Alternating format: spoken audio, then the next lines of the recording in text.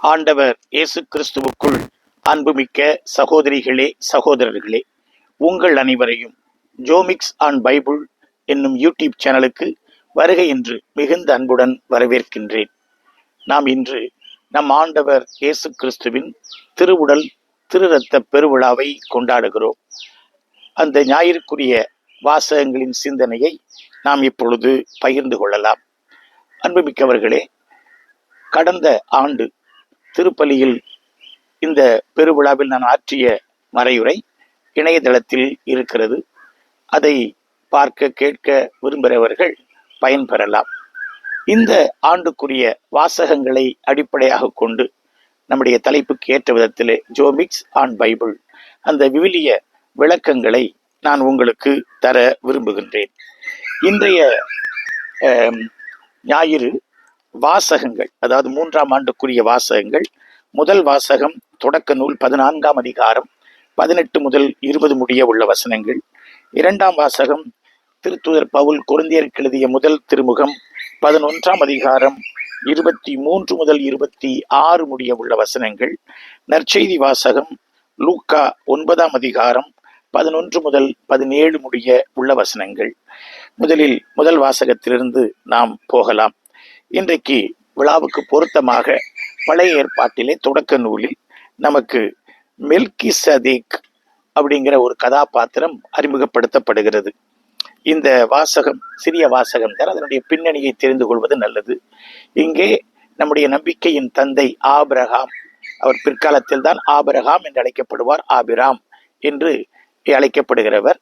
அவருடைய உறவினராகிய லோத்து, அவரை அரசர்கள் கொள்ளையடித்து கொண்டு போய்விட்டார்கள். ஆகவே அவர் தன் படையை திரட்டி அவர் இழந்த அனைத்தையும் மீட்டு கொண்டு வருகிறார். லோத்தை அதே இடத்திலே அவர் மீண்டும் நிலைநிறுத்துகிறார். இந்த பின்னணியில் அவரை 2 அரசர்கள் எதிர்கொள்கிறார்கள். ஒன்று சோதோம் எனப்படுகிற உலக அரசர், உலக வலிமை பெற்ற அரசர். மற்றொன்று சலேம், அதாவது சலோம், எருசலேம் எனப்படுகிற சலேம் நகரத்தினுடைய அரசர் மெல்கிசதேக். அவரை எதிர்கொள்கிறார். இதில் மெல்கிசதேக் எனப்படுகிற அரசர் எதிர்கொள்வது இன்றைய நற்செய்தியாக, இன்றைய முதல் வாசகமாக நமக்கு தரப்பட்டிருக்கிறது. மெல்கிசதேக் எனப்படுகிற அந்த வார்த்தைக்கு நீதியின் அரசர் என்று பொருளாகும். இந்த வார்த்தை நமக்கு விவிலிய அறிஞர்களால் மற்றும் திருச்சபையினுடைய தந்தையர்களால் மிகவும் போற்றப்படுகிற, விவரிக்கப்படுகிற ஒன்றாக இருக்கிறது.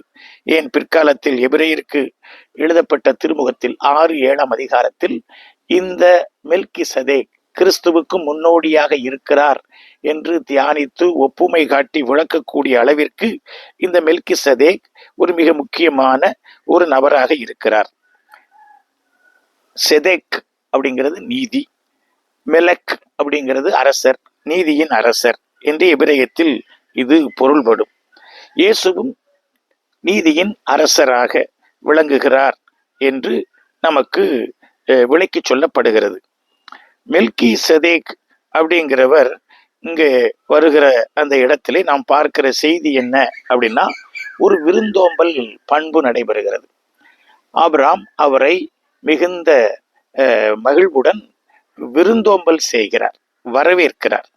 அவர் அங்கே அப்பத்தையும் ரசத்தையும் கொண்டு வந்து அவர் கொடுக்கிறார். திருச்சபை தந்தையர்கள் இந்த அப்பம் ரசம் நற்கருணைக்கு முன்னடையாளமாக இருக்கிறது என்று சொல்லுகிறார்கள். திருவிவிலியத்திலேயே முதல் முறையாக அப்பமும் ரசமும் இணைந்து வருகிற முதல் நிகழ்ச்சி இந்த நிகழ்ச்சி. அதுவும் கடவுளுக்கு ஒப்பு கொடுக்கப்படுகிற ஒரு நிகழ்ச்சியாக இங்கே வருகிறது. இந்த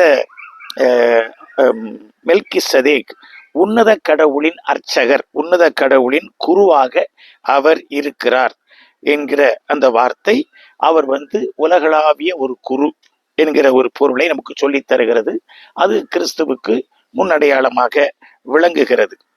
இந்த மெல்கிசதேக்கும் அவர் கொண்டு வந்த அந்த பொருட்களும் கிறிஸ்துவியல் கண்ணோட்டத்தில், நற்கருணையியல் பார்வையில் அது முழுக்க முழுக்க கிறிஸ்துவனுடைய செயலை முன்னோட்டமாக சொல்கிற ஒரு செயல் என்று உறுதிப்பட நாம் சொல்லிவிடலாம். வசனம் 19க்கு நாம் வருகிறோம். அவர் ஆபிராமை வாழ்த்தி விண்ணுலகையும் மண்ணுலகையும் தோற்றுவித்த உன்னத கடவுள் ஆபிரகாமிற்கு ஆசி வழங்குவாராக என்று ஆசி வழங்குகிறார். ஒருவர் ஆசி வழங்குகிறார் என்றால் அவர் மேலானவர், ஆசி பெறுகிறவர் அவரை விட சிறியவர். ஆகவே இங்கே மெல்கிசதேக் ஆபிரகாமை விட பெரியவர் என்கிற கருத்து மிக அழகாக சொல்லப்படுகிறது. அடுத்து அவர் படைப்பின் கடவுளை அவர் போற்றுகிறார். ஆபிரகாமை படைத்த, ஆபிரகாமோடு சேர்ந்து அனைத்தையும் படைத்த, இந்த வெற்றியை படைத்த கடவுளை அவர் இங்கு போற்றுவது தெரிகிறது. ஏனென்றால் வசனம் 20 தெளிவாக சொல்லுகிறது, உன் எதிரிகளை உன்னிடம் ஒப்புவித்த உன்னத கடவுள் போற்றி போற்றி என்று அவர் இங்கே சொல்லுகிறார். கடவுள் பராமரிப்பை நமக்கு தருகிறார், கடவுள் நம்மை பாதுகாக்கிறார் என்கிற கருத்து. இதிலே நாம் பார்க்க வேண்டிய ஆழமான இறையில் சிந்தனை என்னவென்றால், ஆபிரகாம் உலக பிரகாரமாக போய் வெற்றியை பெற்றார்.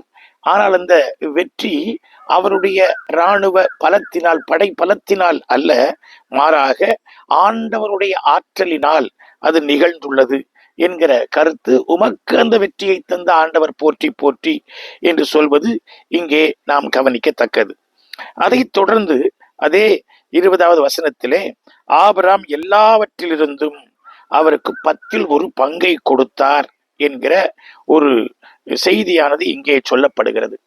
மெல்கிசதேக் அவரை ஆசீர்வதித்தார், ஒரு குருவாக அவர் செயல்படுகிறார். அடுத்து ஆபிரகாம் அவருக்கு 10ல் ஒன்றை கொடுத்தார். அவர் அவரை அங்கீகரிக்கிறார், அவருக்கு நன்றி செலுத்துகிறார், அவருக்கு பணிகிறார், அவரை பெருமைப்படுத்துகிறார். ஆகவே தன்னுடைய செல்வத்தில் இருந்து 10ல் ஒன்றை அவர் காணிக்கையாக கொடுக்கிறார். இந்த 10ல் 1 எனப்படுவது இங்கேதான் முதல் முறையாக வருகிறது. இந்த பின்னணியில் இஸ்ரேல் மக்கள் பிற்காலத்தில் 10ல் ஒன்றை காணிக்கையாக கொடுக்க வேண்டும் ஆண்டவருடைய திருப்பணிக்கு, கோவில்களுக்கு என்று சொல்லுகிற ஒரு வழக்கம் உருவானதை நாம் அறிகின்றோம். ஆகவே இந்த பகுதி ஒரு சிறிய பகுதியாக இருந்தாலும் இந்த பகுதி கிறிஸ்துவை முன்குறிக்கிறது. நித்திய குரு, எப்பொழுதும் குரு அப்படிங்கிற ஒரு சிந்தனையை நமக்கு சொல்லித் தருகிறது. அது இயேசு கிறிஸ்துவுக்கும் நற்கருணைக்கும் அது முன்னடையாளமாக இருக்கிறது என்கின்ற ஒரு சிந்தனையை நாம் பார்க்கிறோம். திருச்சபை தந்தையர்கள் அம்ப்ரோஸ், அகஸ்தின், சிப்ரியான் ஆகியோர் இது நற்கருணையை முன்குறித்து நிற்கின்ற ஒரு நிகழ்வு என்று இதனை அவர்கள் சொல்லுகிறார்கள். அடுத்து இந்த மெல்கிசதேக்கு குறித்து சொல்லுகிற பொழுது அவர்கள் என்ன சொல்லுகிறார்கள், அவர் சட்டத்திற்கு முன்பாக, திருச்சட்டம் வழங்கப்படுவதற்கு முன்பாக ஒரு உருவமாக நிற்கிறார். மேலும் இந்த லேவியர் மரபு, அதான் குருத்துவ மரபாக பிற்காலத்தில் வருகிறது, அந்த மரபோடு சம்பந்தப்பட்டவரும் அல்ல. ஆகவே அவர் ஒரு லேவிய மரபை கடந்த, அவர் திருச்சட்டத்தை கடந்த ஒரு குருவாக, நித்திய குருவாக அவர் இருக்கிறார் என்பது கிறிஸ்துவுக்கு மிக அழகாக பொருந்தி சொல்லுகிறது. மேலும் இங்கே அப்பமும் ரசமும் எனப்படுகிற இந்த வார்த்தை, அவர் ஆசீர்வதித்து நன்றி சொன்னார் எனப்படுகிற இந்த வார்த்தைகள் எல்லாம் மிகவும் முக்கியமானவையாக கருதப்படுகின்றன. ஆகவே இன்றைக்கு கொண்டாடுகிற இந்த விழாவுக்கு மிகவும் பொருத்தமாக இந்த முதல் வாசகம் அமைந்திருக்கிறது என்பதனை நாம் உறுதிபட சொல்ல முடியும்.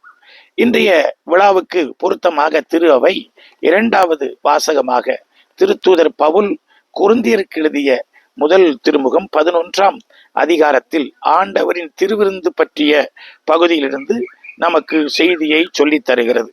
இந்த பகுதியும் மிகவும் முக்கியமான ஒன்றாகும். திருத்தூதர் பவுல் நிறைய செய்திகளை எழுதியிருந்தாலும், தந்திருந்தாலும், பல பிரச்சனைகளுக்கு தீர்வை கொடுத்திருந்தாலும், நற்கருணையை பற்றி அவர் ரொம்ப அதிகமாக பேசிவிடவில்லை. சுருக்கமாக அவர் பேசுகிறார். நற்கருணை என்பது பிற்காலத்தில் உருவாக்கப்பட்ட ஒரு வார்த்தை. அப்பம் பிட்குதல், ஆண்டவரின் திருவிருந்து அப்படிங்கிற வார்த்தை சொல்லாடல்களைத்தான் பவுலடியார் பயன்படுத்துகிறார். அந்த நிகழ்வை அவர் சொல்லுகிற அந்த இடம் அழகாக இருக்கிறது. வசனம் 23, ஆண்டவரிடமிருந்து நான் எதை பெற்றுக்கொண்டேனோ அதையே உங்களிடம் ஒப்படைக்கிறேன். இது ஒரு வழிபாட்டு மொழியாக, இது ஒரு கட்டளை மொழியாக, இது ஆண்டவர் விட்டு சென்ற ஒரு நியமமாக நமக்கு சொல்லப்படுகிறது. நான் கண்டுபிடித்து அல்லது நான் பெற்றுக்கொண்டு நான் கற்றுக்கொண்டு உங்களுக்கு தருவதல்ல, மாறாக நான் பெற்றுக்கொண்டதை நான் உங்களிடத்தில் ஒப்படைக்கிறேன் என்று அவர் சொல்லுகிறார். யாரிடம் பெற்றுக்கொண்டதை? ஆண்டவரிடம். ஆண்டவர் என்று சொல்வதனை திரு அவை என்று நாம் எடுத்துக்கொள்ளலாம். ஏனென்றால் திரு அவைதான் ஆண்டவருடைய உடல். ஆகவே திரு அவையிடமிருந்து, மரபுகளில் இருந்து, பாரம்பரியத்தில் இருந்து அவர் பெற்றுக்கொண்டதை அவர் ஒப்படைக்கிறேன் என்று அவர் சொல்லுகிறார். இது திருத்தூதர்கள் நம்மிடத்திலே ஒப்படைக்கின்ற, ஆண்டவர் பெற்றுக்கொண்டு நமக்கு கையளிக்கின்ற ஒரு மிக முக்கியமான ஒன்று. இது மனித ஊற்றிலிருந்து உருவாகவில்லை. யாரோ கற்பனையில உருவாக்கி ஆண்டவரின் திருவிருந்து கொண்டாட்டத்தை நமக்கு தந்திருக்கிறாள் என்று அல்ல. It has a divine origin. அது இயேசுவில் ஊற்றெடுத்தது நாம் பார்க்கிறோம். பழைய ஏற்பாட்டிலே முன்னடையாளமாக இருக்கிற ஒன்று. ஆகவே இது ஒரு டிவைன் ஆரிஜின், ஒரு சேக்ரெட் ட்ரெடிஷன், அப்போஸ்டாலிக் கண்டினியூட்டி இதில் இருப்பதனை நாம் இங்கே பார்க்கிறோம். நாம் கொண்டாடுகிற திருப்பலிக்கு ஒரு முன் அடையாளமாக இந்த பகுதி இருக்கிறது. அதிலும் ஆண்டவராகிய இயேசு காட்டி கொடுக்கப்பட்ட அந்த இரவில் அப்பத்தை எடுத்து கடவுளுக்கு நன்றி செலுத்தி அதை பிட்டு, இதை வாங்கி உண்ணுங்கள், இது என் உடல், இதை என் நினைவாக செய்யுங்கள் என்கிறார். அப்படியே உணவருந்தியவன் கிண்ணத்தையும் எடுத்து, இந்த கிண்ணம் என் ரத்தத்தால் நிலைப்படுத்தப்படும் புதிய உடன்படிக்கை, நீங்கள் இதிலிருந்து பருகும் போதெல்லாம் என் நினைவாக இவ்வாறு செய்யுங்கள் என்று அவர் சொல்லுகிறார். இங்கே இது என் உடல், இது என் ரத்தம், இது என் உடலை போல இருக்கிறது, உருவகமாக இருக்கிறது என்றல்ல, இது என் உடல், இது என் ரத்தம் என்கிற ஒரு நிலைப்பாட்டினை அவர் இங்கே உறுதிபட சொல்லுவதனை இங்கே நாம் இங்கே பார்க்கிறோம். இது உங்களுக்காக, ஏனென்றால் அவருடைய தியாகத்தை இது சுட்டி காட்டுகிறது. இதை என் நினைவாக செய்யுங்கள். இன்றைக்கு மாத்திரமல்ல, ஒவ்வொரு நாளும் இதை நீங்கள் செய்கிற பொழுதெல்லாம் என் நினைவை நீங்கள் கொண்டாடுகிறீர்கள். என் இறப்பை, என் பாடுகளை, என் உயிர்ப்பை நீங்கள் நினைவு கூர்ந்து கொண்டாடுகிறீர்கள் என்று ஆண்டவர் இதனை ஒரு உடன்படிக்கையாக நமக்கு விட்டு சென்றிருக்கிறார். ஆகவே அப்பம் பிட்குதல் அப்படிங்கிறது ஒரு வழிபாட்டு கொண்டாட்டம். திருச்சபையினுடைய வாழ்வில், திருச்சபையினுடைய வழிபாடாக இதுதான் இருக்கிறது. திருச்சின் வழிபாட்டின் மையம் அதுதான். இயேசு இங்கே தன்னை கையளித்ததனை நாம் இங்கே பார்க்கிறோம். இது ஒரு புதிய உடன்படிக்கை அப்படிங்கிற கருத்து அழகாக சொல்லப்படுகிறது. புதிய உடன்படிக்கை ஏனென்றால் பழைய உடன்படிக்கை ஒன்று இருக்கிறது.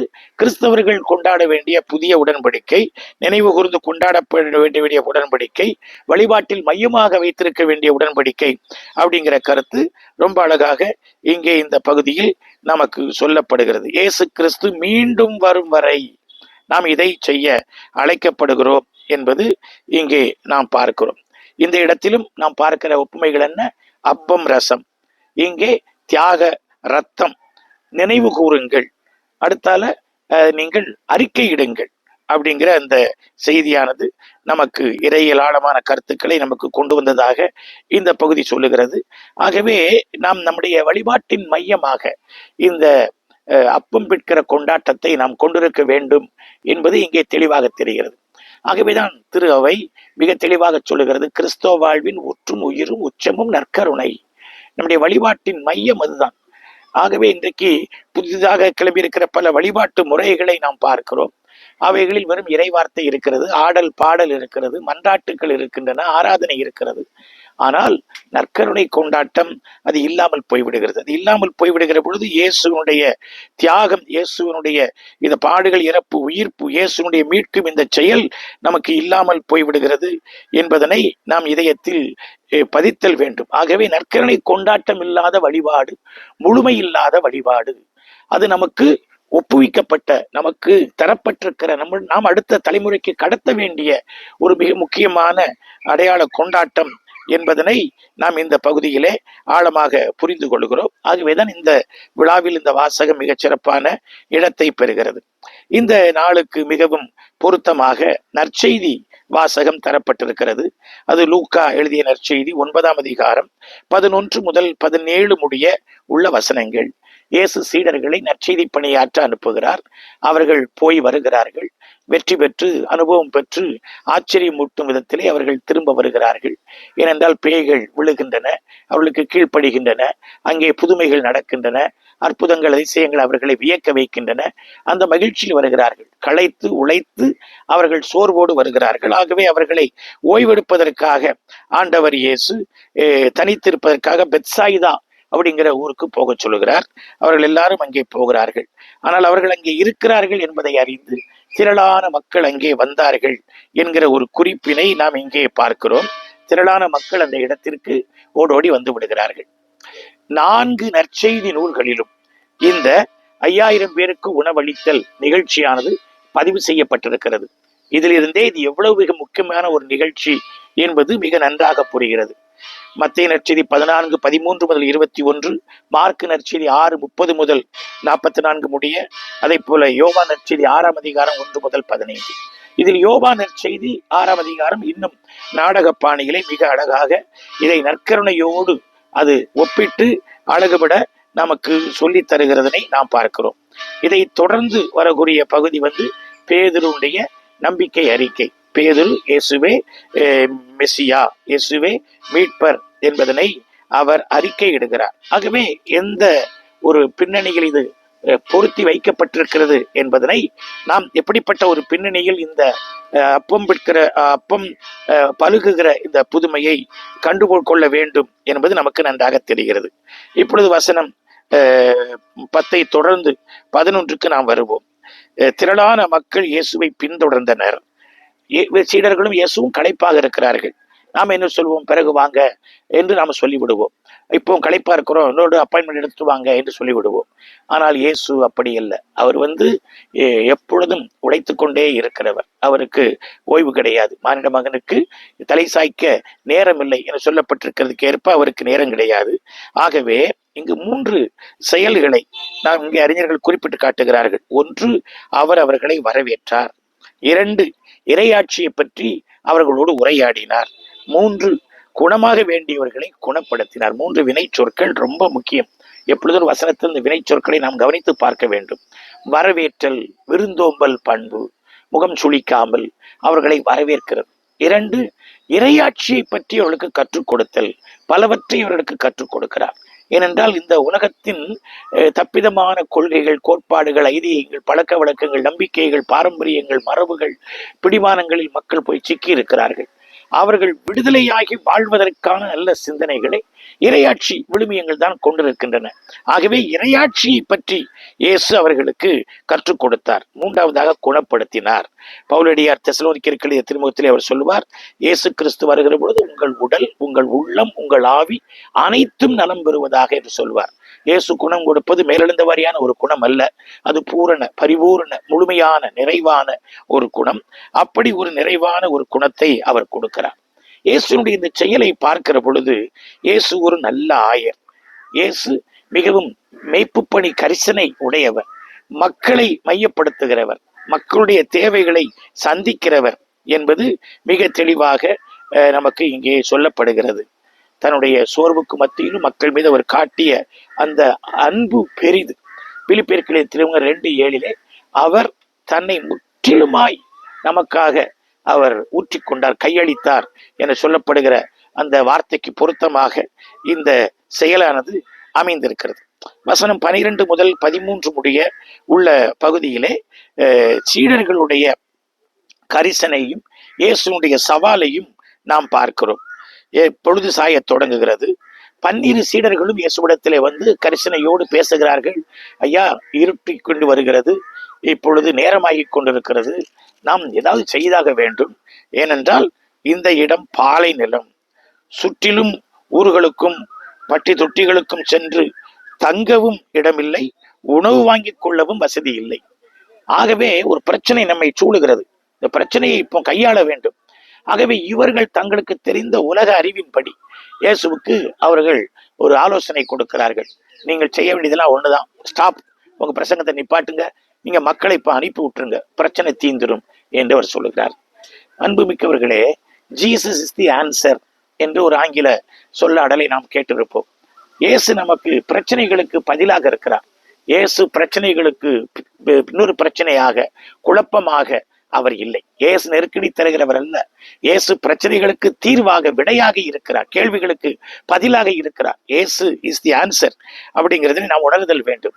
ஆகவே சீடர்கள் இயேசுவுக்கு போய் புத்தி சொல்லுகிறார்கள், நீங்கள் அனுப்பிவிடுங்கள் என்று சொல்லி. அன்புமிக்கவர்களே, பிரச்சனைகளை பல விதங்களில் கையாளலாம். ஒரு பிரச்சனையை கையாளுவதில் தான் ஒரு மனிதனுடைய தகைமை வெளிப்படும். சில இடத்திலே ஒரு சின்ன பிரச்சனையை கொண்டு கொடுத்தால் அவர்கள் ஊ ஊ என்று ஊதி பெரிய பலூனாக பெரிதாக ஆக்கி விடுவார்கள். சில இடத்திலே பெரிய பிரச்சனையை கொண்டு போய் கொடுத்தால் பூ என்று ஒரு பலூனை போன்ற ஒன்றை ஒரு ஊசி போட்டு உடைத்து ஒன்றுமில்லாமல் ஆக்கி விடுவார்கள். இது ஒரு பெரிய பிரச்சனை தான். ஆனால் இயேசு இந்த பிரச்சனையை எப்படி கையாளுகிறார் என்பதில் தகைமை வெளிப்படுகிறது. அந்த தகைமையிலே பயிற்சியும் இருக்கிறது, அந்த தகைமையிலே இறையாட்சிக்குரிய தன்மையும் இருக்கிறது. அதைத்தான் நாம் இங்கே பார்க்க வேண்டும். நாம் கொண்டாடுகிற இந்த நற்கருணை கொண்டாட்டம் வெளிப்படையாக ஏதோ அப்பத்தை ரசத்தை வைத்துக்கொண்டு ஒரு சின்ன பிள்ளை விளையாட்டு போல நமக்கு தெரிந்தாலும் அதன் பின்னணியில் இருக்கிற மறைபொருள், அதன் பின்னணியில் இருக்கிற இறை பராமரிப்பு, அதன் பின்னணியில் இருக்கிற இறைவனுடைய திருவுளம், இறைவனுடைய வழிநடத்துதல், அதனை நாம் கண்டுபிடிக்க இந்த பகுதி அழைக்கிறது. இயேசு அவர்களை சொல்லுகிறார், சரி சரி ரைட்டு, நீங்கள் அனுப்பிவிடுங்கள் என்று சொல்லுகிறீர்கள், ஆனால் நீங்களே அவர்களுக்கு உணவு கொடுங்கள் என்று அவர் சொல்லுகிறார். இது இயேசு அன்றைக்கு சீடர்களுக்கு கொடுத்த கட்டளை மட்டுமல்ல, இன்றைக்கு உங்களுக்கும் எனக்கும் அவர் விடுக்கிற சவால், உங்களுக்கும் எனக்கும் அவர் கொடுக்கிற ஒரு கட்டளை, ஒரு ஆணை, ஒரு ஆலோசனை, ஒரு அறிவுரை. இதனை நாம் செய்ய கடமைப்பட்டிருக்கிறோம். யார் யார் பசியாக இருக்கிறார்களோ, யார் யார் தங்க இடமின்றி இருக்கிறார்களோ, யார் யார் தங்களுடைய இல்லங்களுக்கு ஏக முடியாமல் வருத்தத்தில் வேதனையில் வாடுகிறார்களோ அவர்களுக்கு உணவு கொடுக்க, அவர்களை திருப்திப்படுத்த, அவர்களை உற்சாகப்படுத்த நாம் அழைக்கப்படுகிறோம். இந்த அப்போஸ்தலிக்க பணியை நாம் ஆற்றுதல் வேண்டும் என்கிற ஒரு கட்டளையினை நாம் இங்கே பார்க்கிறோம். ஆக இயேசுனுடைய சிந்தனை உயர்ந்தெடுகிற ஒரு சிந்தனையாக இருக்கிறது. சரி, மக்களை அனுப்பி விட்டாச்சு, நம்ம பிரச்சனை முடிஞ்சு போச்சு, வெளியில போற வழியில அவன் வாழ்றான் சாவுறான், நமக்கு என்ன வந்துச்சுது என்று அவர் நினைக்கவில்லை. சிலர் அப்படித்தான் நினைத்தார்கள். பிரச்சனையை கலத்தி விட்டாச்சுன்னா முடிஞ்சு போச்சு என்று நினைக்கிறார்கள். ஆனால் இயேசு அப்படி அல்ல. அவர்களுக்கு நீங்களே உணவு கொடுங்கள் என்று இயேசு அவர்களுக்கு சொல்லுகிறார். அவர்களோ பதிலுக்கு அவர்களுடைய வரம்பு, அவர்களுடைய எல்கை, அவர்களுடைய இயலாமை அதனை வெளிப்படுத்துகிறார்கள். ஐயா, எங்களிடத்தில் என்ன இருக்கிறது, எத்தனை பேருக்கு உணவு கொடுக்க? 5 அப்பங்களும் 2 மீன்களும் தானே இருக்கின்றன என்று அவர்கள் தங்களுடைய இயலாமையை சொல்லுகிறார்கள். அந்த இயலாமையிலேயே ஒரு முழுமை நிறைவை பல விவிலிய அறிஞர்கள், திருச்சபை தந்தையர்கள் பார்க்கிறார்கள். 5 அப்படிங்கிறது பழைய ஏற்பாட்டில் 5 நூல்கள், 2 என்பது அடுத்து வருகின்ற உங்களுக்கு இறைவாக்கு நூல்கள் மற்றும் அறிவுரை நூல்கள். ஆக பழைய ஏற்பாடு தனாக் என்று அழைக்கப்படுகிறது. தோரா, நெபீம், கெத்துபீம் சட்ட நூல்கள். முதலில் தோரா 5 நூல்கள், சட்ட நூல்கள், அடுத்து இறைவாக்கு நூல்கள், அடுத்து உங்களுக்கு அறிவுரை நூல், ஞான நூல்கள். ஆகவே இந்த 3ஐயும் சுட்டி காட்டுவதைப் போல அதனுடைய நிறைவாக இயேசு இருப்பதாக, இயேசு அதை முழுமை செய்வதாக இந்த பகுதியை விளக்குகிற அறிஞர்கள் இருக்கிறார்கள். இந்த இடத்திலே அவர்களை 5000 பேர் இருக்கிறார்கள், நீங்கள் அவர்களை 50 பேராக உட்கார வையுங்கள் என்று அவர் சொல்லுகிறார். பழைய ஏற்பாட்டிலே விடுதலை பயணம் 16ஆம் அதிகாரத்திலே விண்ணக தந்தை இஸ்ரேல் மக்களுக்கு மன்னாவை பொழிந்ததனை நாம் பார்க்கிறோம். அவ்வாறு இங்கே மன்னா பொழிவதனை இந்த பகுதி நமக்கு கோடிட்டு காட்டுகிறது. மேலும் விடுதலை பயணம் 18ஆம் அதிகாரம் 21ஆம் வசனம், எண்ணிக்கை நூல் 31ஆம் அதிகாரம் 14ஆம் வசனத்திலே இந்த ஒரு ஆர்டர்லி குரூப்பிங், அதாவது ஒழுங்குமுறையாக உட்கார வைத்தல் அப்படிங்கிற ஒரு பண்பு. வழிபாடு அப்படிங்கிறது சும்மா எடுத்தன் கவிழ்த்தன், எதையோ எங்கே தொடங்கணும் எங்கேயோ முடிச்சோம் என்று இல்லாமல் அது ஒரு ஒழுங்கு உடையதாக இருத்தல் வேண்டும். ஆகவே 50 பேராக நீங்கள் உட்கார வையுங்கள் என்று பழைய ஏற்பாட்டின் பின்னணியில் இயேசு சொல்வதாக, புதிய ஒழுங்கு முறைக்கு அவர் கட்டளையிடுவதாகவே அறிஞர்கள் இதனை பார்க்கிறார்கள். ஆகவே அவர்கள் உட்காருகிறார்கள். இது எதை சுட்டுகிறது? அவர்களுக்கு பலவற்றை கற்பித்தார். இறை வார்த்தை அங்கே போதிக்கப்படுகிறது. இப்பொழுது அவர்கள் அப்பம் உண்பதற்கு தயாரிக்கப்படுகிறார்கள். ஒரு நற்கருணை கொண்டாட்டத்திற்கு தயாரிப்பு முதலில் இறை வார்த்தை, அதை தொடர்ந்து அவர்களுக்கு விருந்தில் பங்கெடுத்தல், அதுக்கும் சிறந்த ஒரு தயாரிப்பு என்று இந்த பகுதியை ஒரு நற்கருணை கொண்டாட்டத்தை போலவே, திருப்பலி கொண்டாட்டத்தை போலவே பார்க்கிற அறிஞர்கள் இருக்கிறார்கள். ஏனென்றால் அடுத்து வரக்கூடிய வசனங்களை பாருங்கள். இயேசு என்ன செய்கிறார்?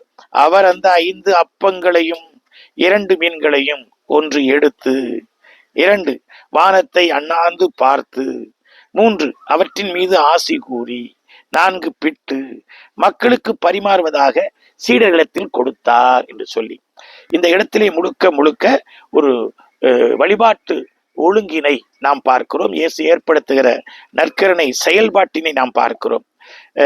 இயேசு இறுதி உணவின் பொழுது லூக்கா நற்செய்தி 22:19 அடுத்து லூக்கா நற்செய்தி 24:30 எம்மாவுஸ் சீடரிடத்திலும் இதே செயலை செய்வதனை நாம் பார்க்கலாம். இது இறையியல் ஆழம், இறையியல் அழுத்தம் நிறைந்த ஒன்றாக இருக்கிறது. நற்கருணையை முன்னடையாளமாக இந்த வார்த்தைகள், இந்த வசனங்கள் சுட்டி காட்டுகின்றன. அப்பத்தை பிட்டு கொடுக்கிறார், தன்னை பிட்டு கொடுத்தார், தன்னை அவர் தியாக பலியாய் கொடுத்தார். பிற்கப்படாத அப்பம் அல்ல, பிற்கப்பட்ட அப்பம் அவளுக்கு கொடுக்கப்படுகிறது அப்படிங்கிறதை நாம் இங்கே பார்க்கிறோம். அடுத்து அனைவரும் வயிறார உண்டனர். எல்லாருக்கும் நிறைவு, எல்லாருக்கும் திருப்தி, எல்லாருக்கும் ஒரு முழுமையான பரமானந்தம் அங்கே ஏற்படுகிறது. எஞ்சிய துண்டுகளை 12 கூடைகள் நிறைய அவர்கள் எடுத்தார்கள். பழைய ஏற்பாட்டிலே 12 குலங்கள் இருந்தன. புதிய ஏற்பாட்டிலே 12 திருத்தூதர்கள் இருக்கிறார்கள், 12 மூப்பர்கள். இவற்றின் அடையாளமாக 12 கூடைகள். என்ன மிச்சத்தை பொறுக்கிட்டு வாங்கன்னு இருப்பாங்க, ஆளுக்கு ஒரு கூடையை போய் பொறுக்கிட்டு வந்திருப்பாங்க. ஆனால் அது ஒரு சிம்பாலிக்காக, அடையாளமாக நமக்கு சொல்லப்படுகிறது. என்ன சொல்லப்படுகிறது? அதாவது முழுமையான திருவை, முழுமையான உலகத்திற்குமான செய்தி என்பதாக இது நமக்கு சொல்லப்படுகிறது. இந்த பகுதியில் நாம் பார்க்கிற ஆழமான இறையியல் கருத்துக்கள் என்ன? அதாவது வனாந்தரம், பாலை நிலம், அங்கே உணவு. அப்போ கடவுளுடைய பராமரிப்பு இல்லாமல், கடவுளுடைய வழிநடத்தல் இல்லாமல், கடவுளுடைய இடையூறு இல்லாமல் நமக்கு இந்த வாழ்க்கை நடத்திவிட முடியாது. நம்முடைய வாழ்க்கை இன்றைக்கு பாலை நிலம் போலதான் இருக்கிறது. நமக்கு இதிலே ஆறுதலான ஆண்டவருடைய குறுக்கீடு தேவை. அது நற்கருணையின் வாயிலாக நமக்கு தரப்படுகிறது. இரண்டாவதாக, அங்கே ஒரு ஆயருக்குரிய தன்மையில் ஆண்டவர் அவர்களுக்கு கற்றுத்தருகிறார், ஒழுங்குகளை ஏற்படுத்துகிறார்.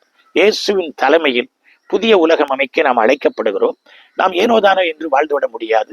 ஒழுங்குகள், கட்டளைகள், கற்பனைகள், திருச்சபையிலே இருக்க வேண்டிய நல்ல பண்புகள், பழக்க வழக்கங்கள், இவற்றை நாம் கொண்டிருக்க வேண்டும். நற்கருணை அது நினைவு கூறப்பட வேண்டும். நற்கருணை கொண்டாடப்பட வேண்டும். நற்கருணை வாழ்வாக்கப்படுதல் வேண்டும். இங்கே வாழ்வாக்கப்படுதலுக்கான அறிவுரைகள் நிறைய சொல்லப்படுவதனை நாம் பார்க்கிறோம். அடுத்து நற்கருணையிலிருந்து அருள் பொங்கி வழிகிறது. எல்லாரும் மன நிறைவு அடைகிறார்கள். அப்படிப்பட்ட ஒரு நிறைவினை நாம் இதில் அடைதல் வேண்டும். ஆகவேதான் திருச்சபை தன்னுடைய வழிபாட்டின் மையமாக நற்கருணையை வைத்திருக்கிறது. நற்கருணை கொண்டாடப்படாத வழிபாடுகள் குறைவுள்ள வழிபாடுகள். அத்தகைய வழிபாடுகளை தவிர்த்தல் நன்று. எந்த வழிபாடு இருந்தாலும் அதனுடைய நிறைவாக நற்கருணை இருத்தல் வேண்டும். நற்கருணையோடுதான் வழிபாடுகள் சிறப்பு நிறைவை பெறும். ஆகவே இந்த விழா, இயேசுடைய திருவுடல் திருத்த பெருவிழா, திருச்சபையினுடைய இதயமாக கருதப்படுகிறது. இயேசுவினுடைய இதயமாக கருதப்படுகிறது. இயேசுடைய கட்டளையாக கருதப்படுகிறது. ஆண்டவர் இயேசு மீண்டும் வான்மீதில் வருமளவும் இந்த ஆண்டவருடைய திருவுடல் திரு ரத்தம் நமக்கு அவருடைய மீட்பை, அவருடைய பாடுகளை, இறப்பை, உயிர்ப்பை, அவர் நமக்கு தந்திருக்கிற விலை மதிப்பில்லாத நிலை வாழ்வை தந்திருக்கிற தூய ஆவி என்னும் கொடையை நமக்கு நினைப்பிட்டு கொண்டே இருக்கும். விண்ணக தந்தையின் இரக்கத்தின் முகமாக விளங்குகிற இயேசு நமக்கு தந்திருக்கிற இந்த விருந்திலே நாம் பங்கெடுப்போம், தொடர்ந்து பயணிப்போம், நடைபயில்வோம், வாழ்வோம். ஆமென்.